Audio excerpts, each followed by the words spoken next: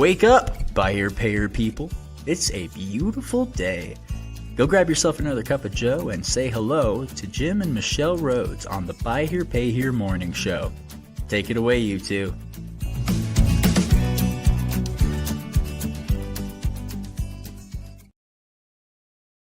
Welcome. Good morning. Happy Friday. Good morning. It's Flannel Friday over here in Utah. Is it Flannel Friday? Yeah. I'm wearing a sweater, so you it's missed Sweater it. Friday. It was for just me. decided upstairs before. Was I came it? down. Okay, it's Flannel Friday. Yeah. We were just having a conversation with our guest, and I'm about like I don't wear glasses normally because it's like the glare and all that, but I freaking can't see. So I'm old, and that's kind of the thing that happens. But Wait, if you're old, you're ancient, honey. Absolutely ancient. Well, happy Friday. That's it's just so hard to believe we're already into 2025 like we are and just moving forward.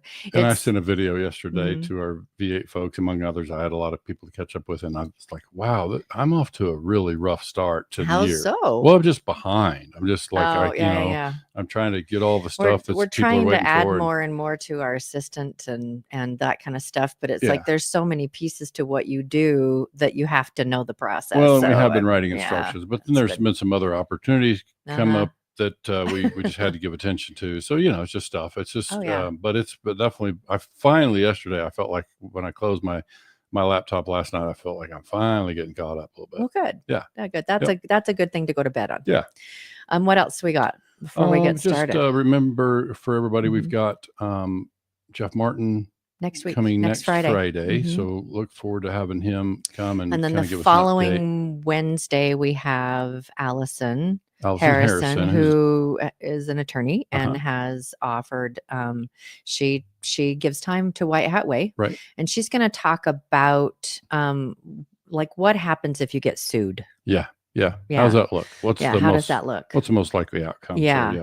And then we mentioned yesterday that a colleague of mine from way back who works corporate as a fractional chief marketing officer is going to come and talk to us at the end. Actually, we shifted him yesterday, so it'll be the first Wednesday in February that he's coming. Yep. So we'll have kind of broad studies and so we'll also be bringing in on our podcast before the close of January, I'm sure the data that's coming in from V8 across the entire year. Because Jim always finds something that he's nerded out about and so excited to like, ooh, I can't wait to share. Stop teasing me. It's adorable. Okay, good. All right. It's okay. All right. So today's topic, you see it frequently. And, we know that there's a lot of factors in the topic around down payments. And, all dealers have different ideas about it. And this is Jim, we were talking about that this morning. Jim was excited because this is like, it's a lot of data, which actually, how nerdy we are about numbers. The more data you have, the more solid your takeaways from the numbers are. If you've got a big pool. For anybody who might be listening for the first time, it's probably appropriate for folks to know this is my excited face. This is what I look like when I'm excited. I have to share that from time to time so they're aware and they recognize. I can vouch. Can you? Yeah. It's it's little nuances. Yeah. Alrighty. So we're going to bring in our guest and guest Welcome, stays Kristin. And Kristin is Iowa. I was going to say Ohio. No, Iowa. And is a general manager. Yep. Southwest Iowa over in the corner by Omaha, Nebraska. Right. And so happy to have you here. You guys have been in business since when? 1995. 95. And Kristin works with a dealership that has an absentee dealer. So Kristin is like the go-to for a lot of the stuff. And so, and he's still involved. And he's still involved. But he's Kristin is very, very trusted for their dealership. And she's been doing this for a long time. How long, Kristin? You've been there for 12?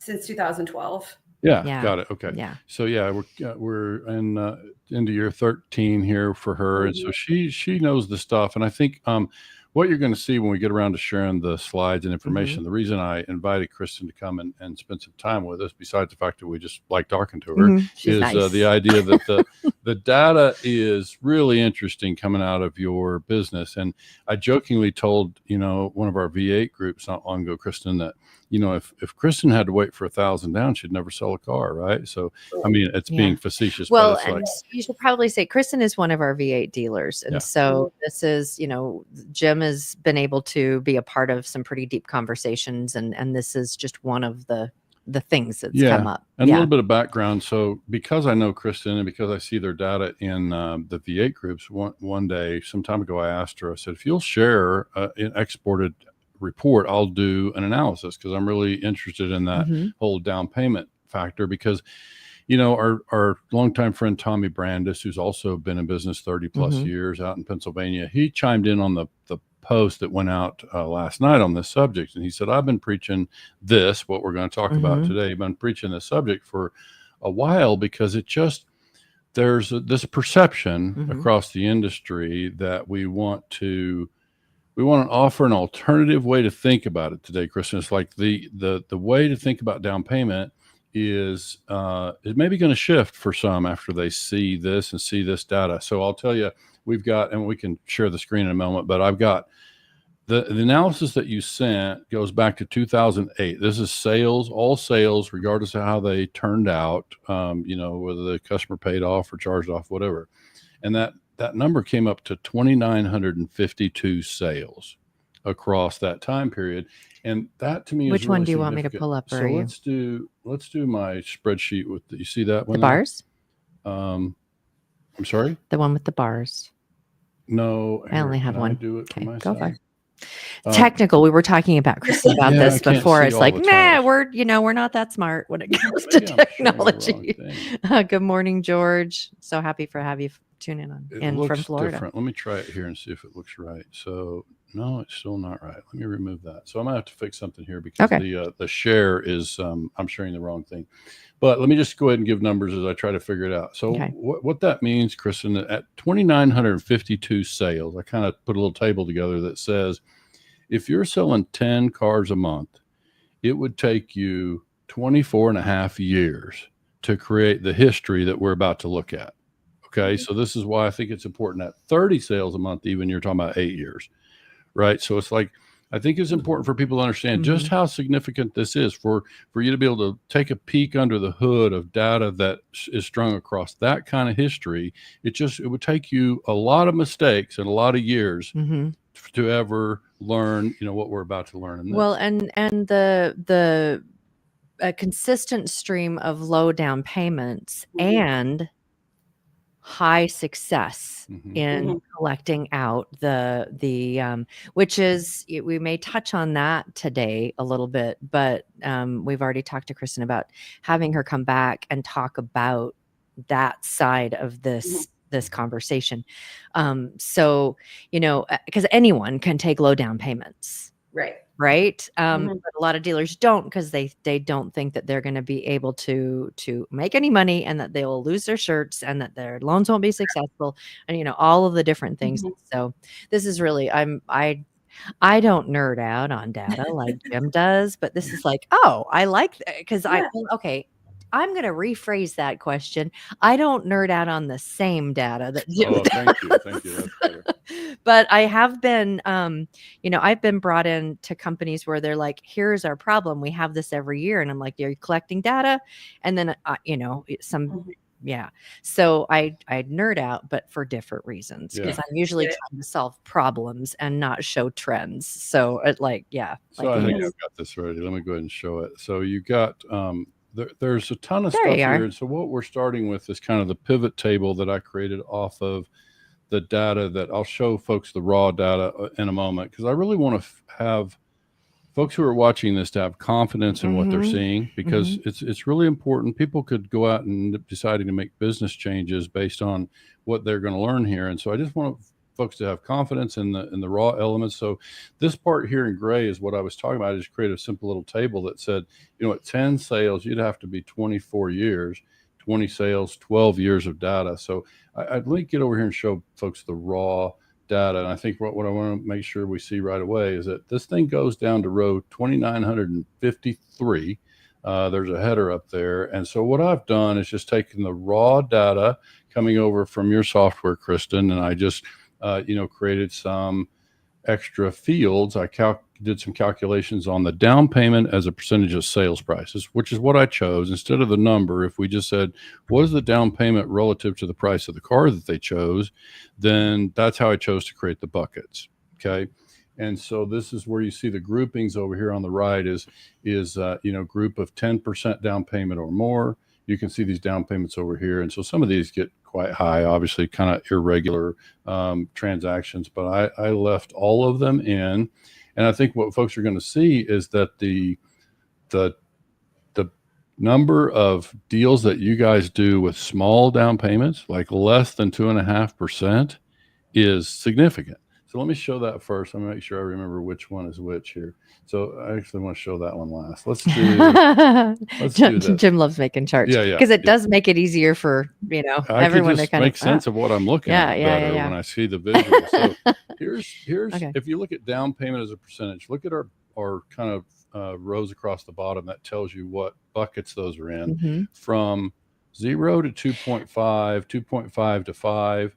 You've done 1,219 sales with less than 2.5% down payment, right? So folks can go back and do the math on their own down payment, their average down payment. Yeah. One thing I didn't run, which we could probably see it here somewhere, is the average down payment overall that you guys have in terms of a dollar amount. It's probably in there. But I think this is the part first that I want to think about is you guys do an awful lot of deals with low down payment. Now, you and I talked about, we could probably conclude that a fair number of those are zero down which are most likely repeat customers. Is that fair? Yes. Okay. So I think that's worth noting. And we don't have a way, the software doesn't tell us who's a repeat customer. So we don't have a way to really wouldn't that be nice if we could see that kind of stuff. DMS folks to help us in this kind of area. So we to be able to identify that stuff. I'm writing it down. Yeah, for sure. But that's definitely one. What I find interesting here is the disparity in going from 2.5 or 2.4 up to 10%, and how it's like the success is at the 2.5 or less, which is probably because of a lot of repeat customers as well, levels it out, and then 10% or more.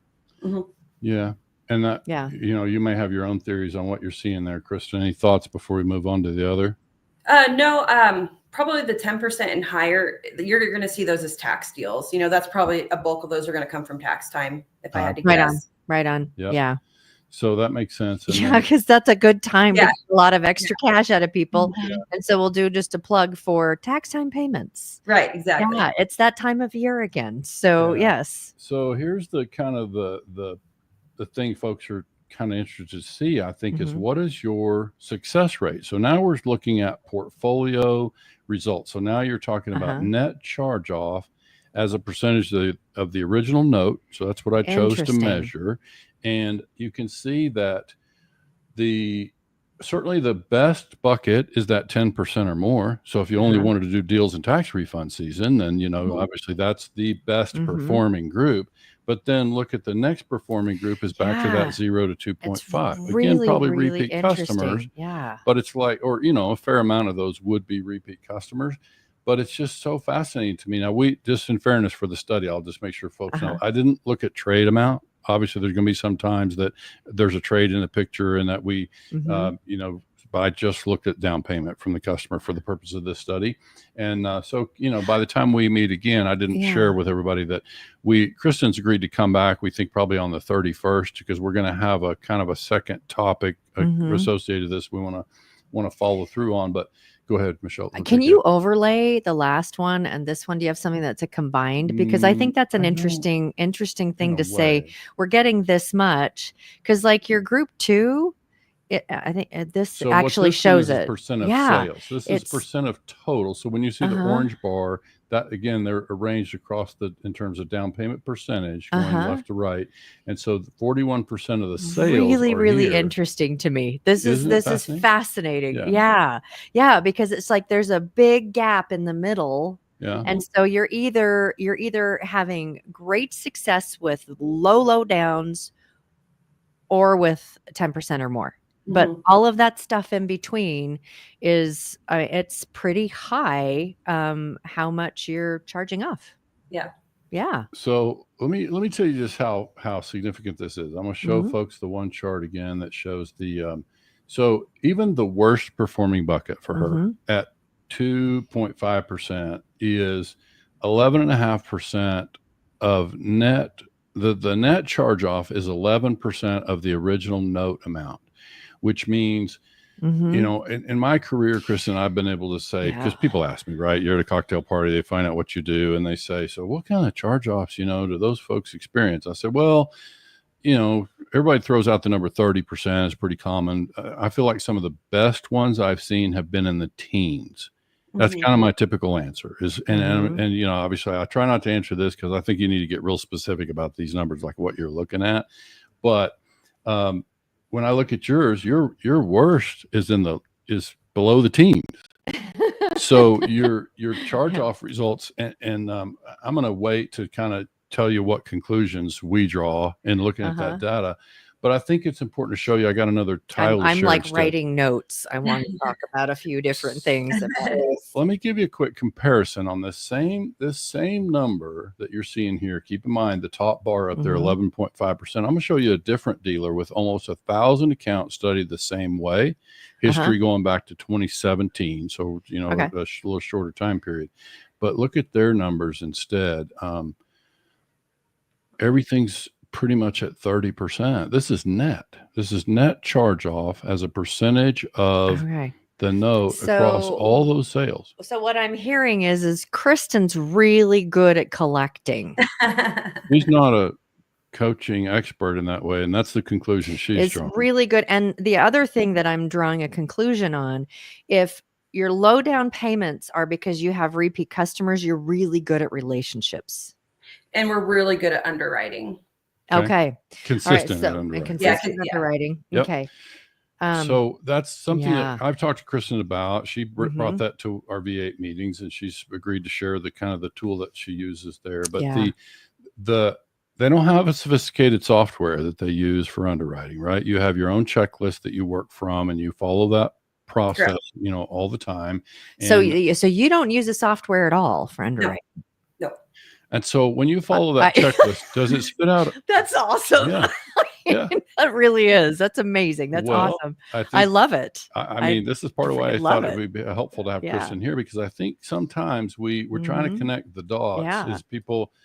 So Kristin, this is a really broad generalization, but you know, I've been around the buy here, pay here space for a good time and a good while. And what I see is dealers think, well, if I buy the car well and I recondition it well and I underwrite it well, then that'll take care of everything. Right. And so, I mean, that's broad generalization. Well, that actually adds another question I have. And so I didn't finish the thing about Tommy Brandis, who's, you know, probably I think this year celebrates 32 years in business. And he's one who says, you know, you can do all that stuff, but if you don't collect well, then because why? This customer that we finance in our segment, they require a little, one, accountability, two, support. And so we have to have procedures in there, because this customer, as a general rule, they're not going to pay on time and continue to pay unless we require them to do so in a loving, nice way. Go back to a visual of Kristin's, because we're still on the one that's not doing nearly as well. Okay.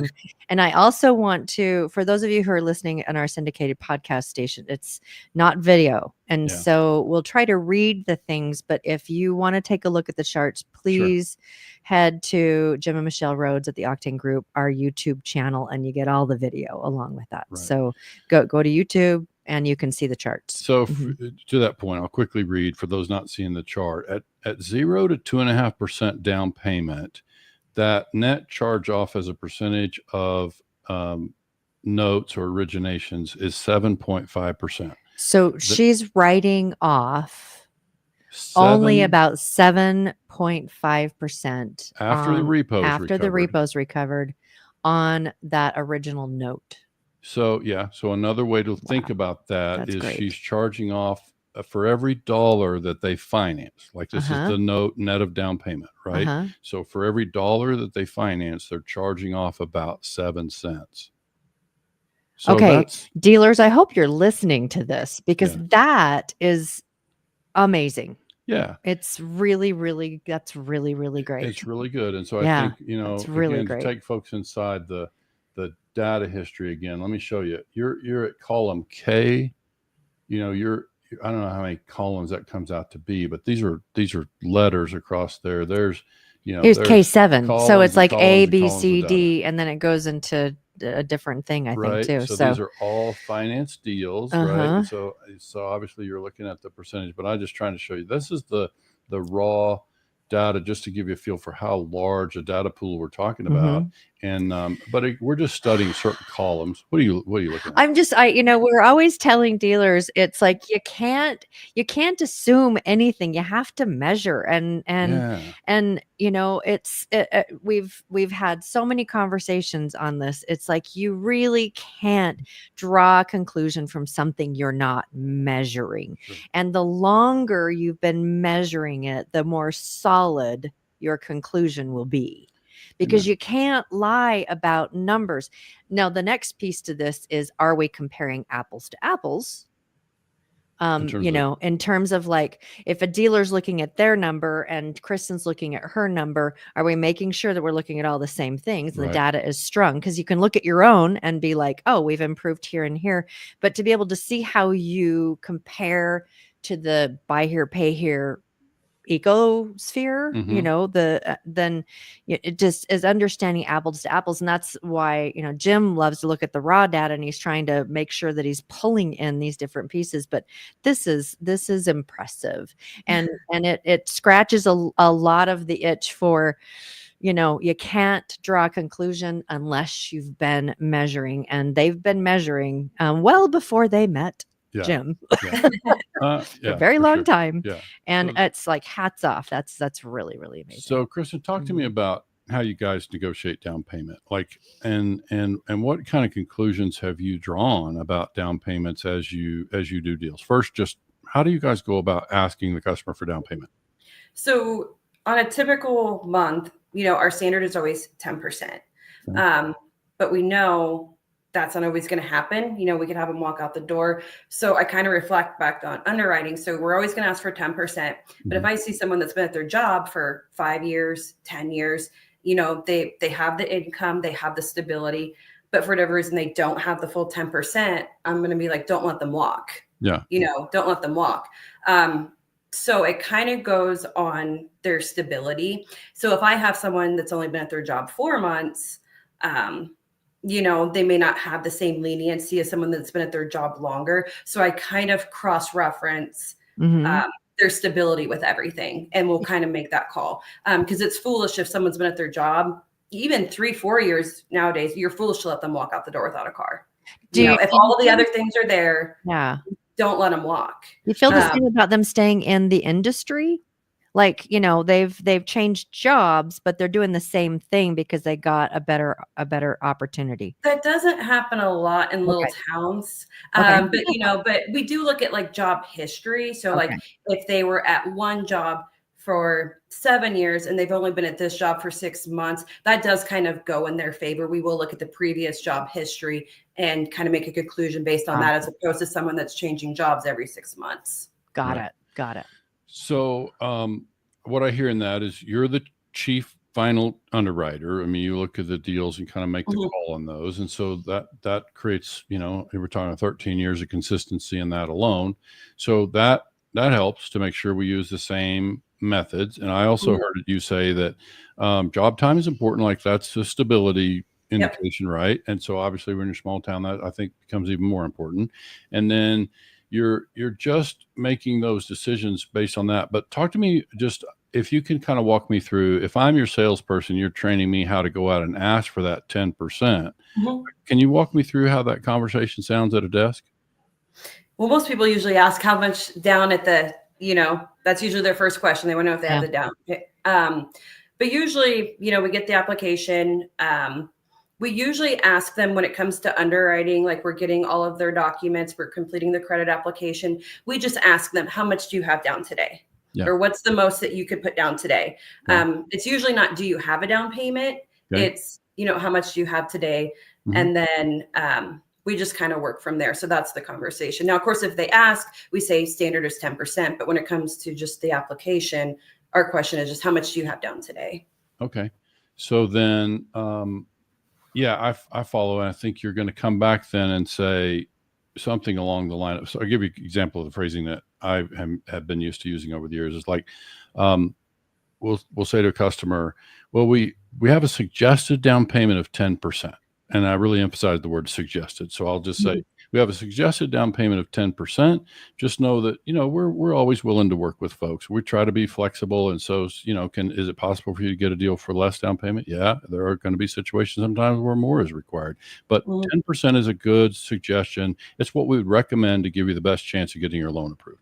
Okay. So that's kind of the approach that I would bring to asking for the question. And then they'll come back and say, well, I'm going to show them 10%, this car's $12,000. We need about 1,200. Oh, they only got 500. Well, when you don't, because you said you don't, if they ask what's the down, then you say 10%, but in your regular underwriting, you're saying how much. That's like, for some people, that's the first break in the conversation about down payment, is like, how much do you have to put down today, right? Mm-hmm. Yeah.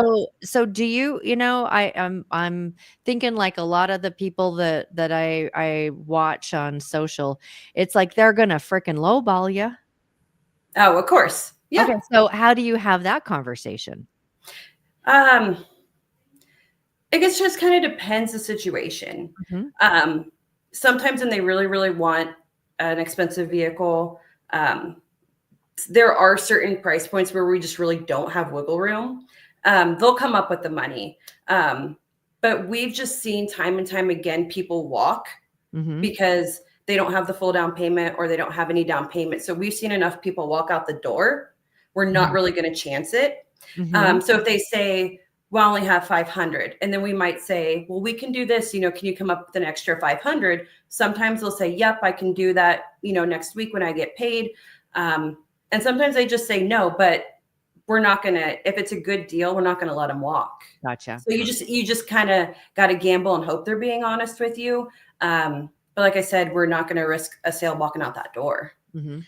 Yeah, so that brings me to the thing about, because some will ask, if people tune in this podcast and they're newer to the buy here, pay here space, they'll say, well, how much of this is just the way your business model and your business reputation? Like you guys just kind of have a reputation for helping somebody in a car with 500 down, as an example. Like, we can't answer here. Like it doesn't matter. But I think the reality is what we're really trying to demonstrate is, regardless of how you get there, you let the same buy here, pay here customer. And I know here's the other thing that people are going to say, but because Michelle's heard me talk about this. Gosh. You haven't heard me, Kristin, but in my travels, there are two things that I can expect to hear when I go out and meet a dealer for the first time. Somebody on their team will say to me, that all sounds good, Jim, but what you don't understand is we can't buy cars like that in our market. That's number one. But the part that's relevant here is, Jim, you don't understand. Our customers around here are just different.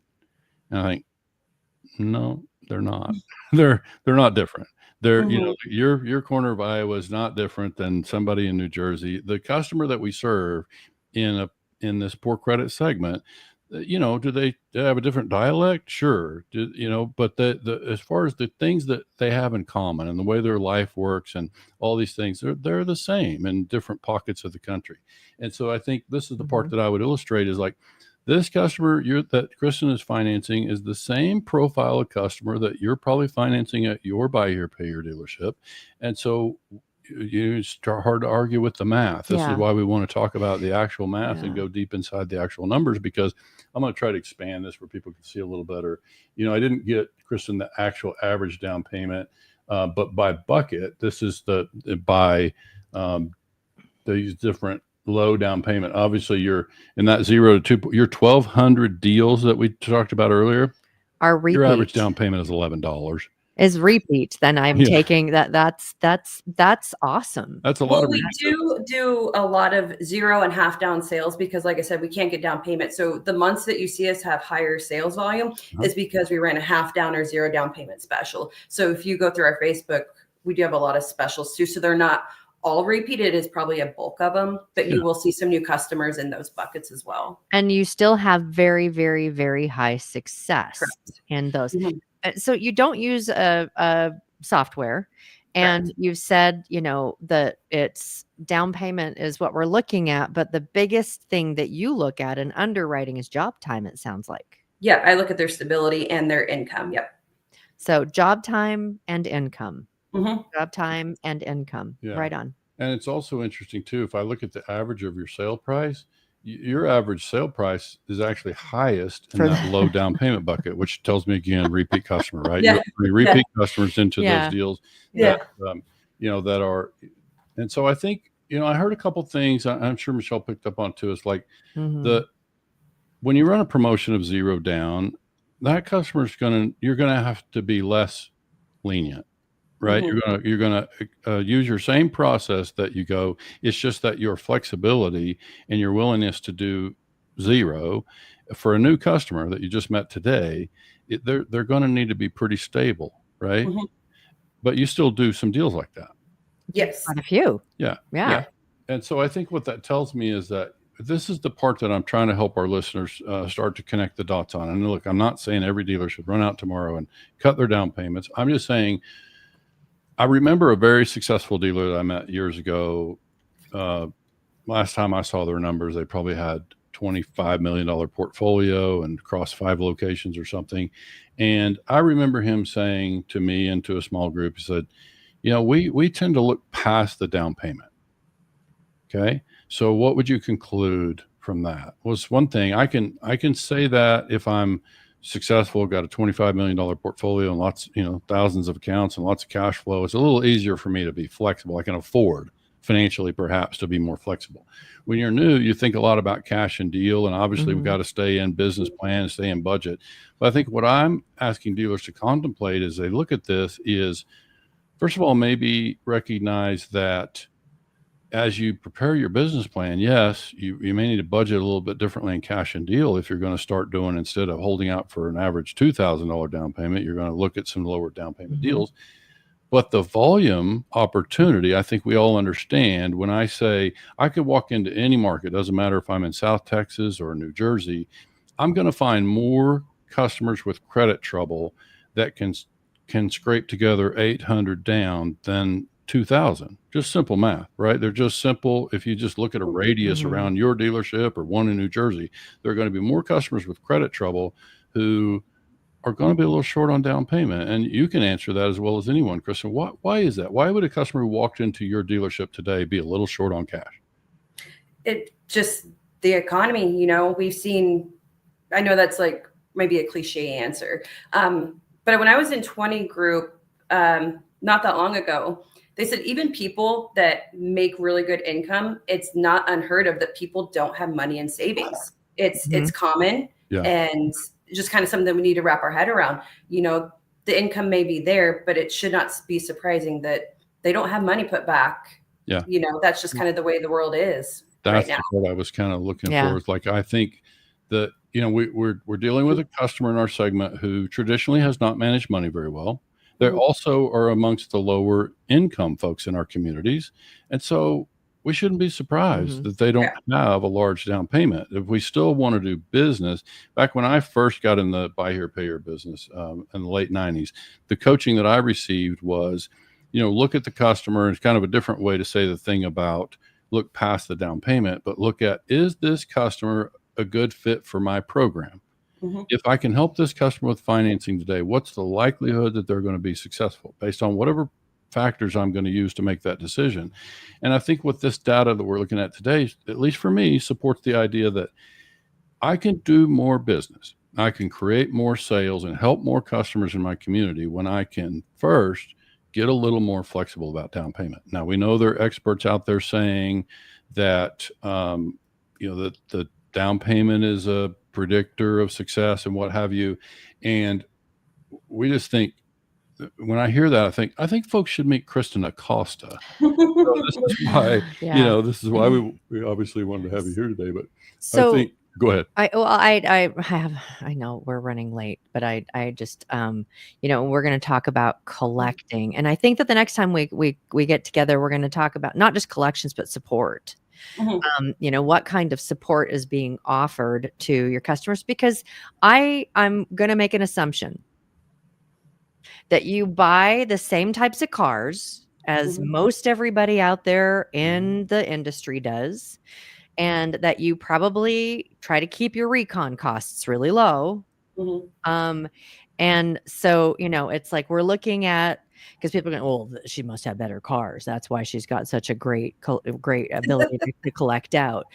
So the next time we get together and talk about how you're collecting, I also want to talk about two other elements to that. One is how you're supporting them and how you're developing a relationship with them. Yeah. All part of collections. All part of collections. So that's good. I think we probably covered enough today. Oh my goodness. The data that's here, I just think is so significant. I really just think it's important. We've got dealers that we work with that just really have trouble adjusting to the idea of shifting their business model in a way that, meant less down payment. And sometimes they're worried about their cash and deal as a budget matter. Sometimes they're super focused on their borrowing base and how much cash can I draw on my line of credit to make sure I can cover, that cash and deal and what have you. And I think what happens is it causes us to miss a lot of business. And so I just see that with a lot of the dealers that we work with, and they have this kind of box that they operate in. And look, we want to see people be consistent in their business model, right? But we also want to see them do business.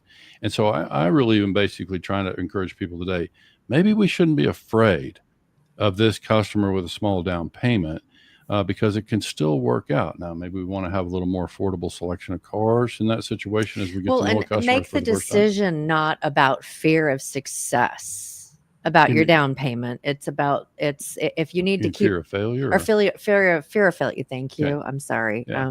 It's backwards day. It's Friday. Yeah. The fear of failure, but it's and then, the next reason why someone might not is because they don't have the capital to have that much risk out on the road. Right. So, and that is another part of the question. And they might have the capital if they bought a little different profile of car. They could make the math work. But I think the key thing I'm trying to get to is, it's not surprising to me that the customer we serve in our segment is they comment on a Friday and they say, I need help with a car. Why? Well, because my last car got repossessed, or I was borrowing my last car from my mom because my other car broke down, and now my mom's got a new job. So she, there's reasons that people come into your place, need a car, and they're not prepared. They're still in a tough spot. They're not sitting on $2,000 in a savings account.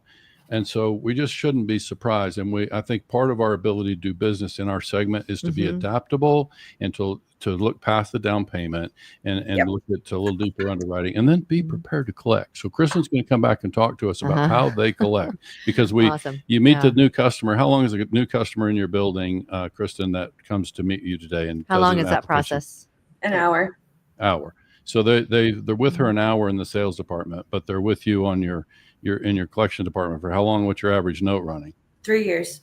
3 years. So, that's where we got to focus. And there really are a lot of things to unpack, but it's just from success of beginning to end, there's an awful lot to learn and unpack about how you've been so successful. So first of all, thank you for sharing the data so we can share it with others and agree to make that available. I think a lot of people have a chance to learn from what we've shared. Yeah, for sure. And we'll all continue to dig in. Yeah, well, we know that we're going to have Kristin back at least one more time. Yeah. Who knows? Right. Our regular. Kristin, thank you so much for taking time today on a Friday. It's going to be a busy day, probably. We really, really appreciate it. If you will we're going to put you backstage, hang out there for just a couple of minutes while we get everything closed up, and we'll say a proper goodbye and talk about the next time you're coming. Okay, sounds good. Thank you. All right, thank you. All right. Wow. Yeah, one quick number to throw in there I didn't say. This is almost $30 million in receivables or originations that we studied. So again, one dealer, you get consistency of underwriting. It makes the the study Yeah. a little more meaningful. But anyway, Yeah. good stuff. Really, really great. To me, I'm just like, I get excited about this kind of stuff too. So I got to not throw for the in same one reasons. thing. Kristin didn't say it, but when I was talking to her about this before, she said this matter of low down payment. She says, I hear the same chatter that you hear in the Facebook groups about more down payment means success, whatever. And she says, I guess I'm going to die on that hill about, you don't need that much down payment to have a successcul loan. Absolutely. So I don't want to see anybody dying on the hill. All right, everybody. Hey, thank you so much for making us a part of your Friday. It's we're January. I was talking to someone about, remember when we used to do checkbooks and I kept writing 2000 within the last year. We don't have to deal with that anymore, thank goodness. But have a great rest of your day, and we will see you on Wednesday. Thanks so much for joining us.